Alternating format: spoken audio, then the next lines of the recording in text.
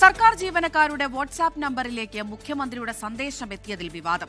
ഉദ്യോഗസ്ഥരുടെ സ്വകാര്യ വിവരങ്ങൾ ചോർത്തി തെരഞ്ഞെടുപ്പ് പ്രചാരണത്തിന് മുഖ്യമന്ത്രി ദുരുപയോഗിക്കുന്നുവെന്നാണ് പ്രതിപക്ഷത്തിന്റെ ആരോപണം.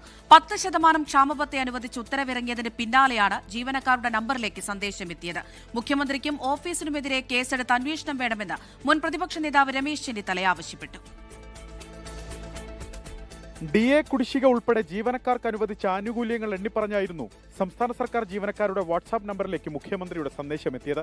ഔദ്യോഗിക ആവശ്യത്തിനായി ജീവനക്കാർ കൈമാറിയ ഫോൺ നമ്പർ ഉപയോഗിച്ചുള്ള പ്രചാരണം വ്യക്തിവിവരങ്ങൾ ദുരുപയോഗം ചെയ്യലെന്ന ആരോപണവുമായി പ്രതിപക്ഷ സർവീസ് സംഘടനകൾ രംഗത്തെത്തി. വിഷയം പ്രതിപക്ഷം രാഷ്ട്രീയമായി ഏറ്റെടുത്തു. സർക്കാർ ഉദ്യോഗസ്ഥന്മാരുടെ സ്വകാര്യ വിവരങ്ങൾ ചോർത്തി അത് മുഖ്യമന്ത്രി തെരഞ്ഞെടുപ്പ് പ്രചരണത്തിന് വേണ്ടി ദുരുപയോഗം ചെയ്യുകയാണ്.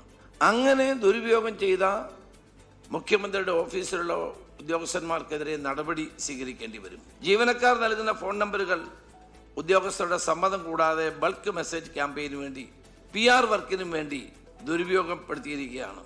ഇത് കടുത്ത സ്വകാര്യതയുടെ ലംഘനമാണ്. അത് മുഖ്യമന്ത്രിക്കും IT രേഖ ചോർത്തിയ മുഖ്യമന്ത്രിയുടെ ഓഫീസിനുമെതിരായി പോലീസ് കേസ് രജിസ്റ്റർ ചെയ്ത് അന്വേഷിക്കേണ്ട ഒരു കാര്യമാണ്. ജീവനക്കാരുടെ പേരു പറഞ്ഞ് അഭിസംബോധന ചെയ്തായിരുന്നു മുഖ്യമന്ത്രിയുടെ സന്ദേശം. ശമ്പളം, പെൻഷൻ എന്നിവയ്ക്കായുള്ള സ്പാർക്ക് സോഫ്റ്റ്വെയറിൽ ജീവനക്കാർ നൽകിയ പേരും ഫോൺ നമ്പറും ഉൾപ്പെടെയുള്ള വിവരങ്ങളാണ് പ്രചാരണത്തിന് ഉപയോഗിച്ചതെന്നാണ് ആക്ഷേപം. ജീവനക്കാരുടെ സ്വകാര്യ വിവരങ്ങൾ ചോർന്നിട്ടില്ലെന്ന ചീഫ് സെക്രട്ടറിയുടെ വിശദീകരണം പ്രതിപക്ഷം മുഖവിലക്കെടുക്കുന്നില്ല.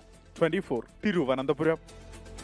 ലോകത്തെവിടെയായാലും ഏത് സമയത്തും 24 വാർത്തകളും ഓഗ്മെന്റഡ് റിയാലിറ്റി പാക്കേജുകളും എക്സ്പ്ലെയിനറുകളും വിശദമായി കാണാൻ ഞങ്ങളുടെ യൂട്യൂബ് ചാനൽ നിങ്ങൾക്ക് സബ്സ്ക്രൈബ് ചെയ്യാം.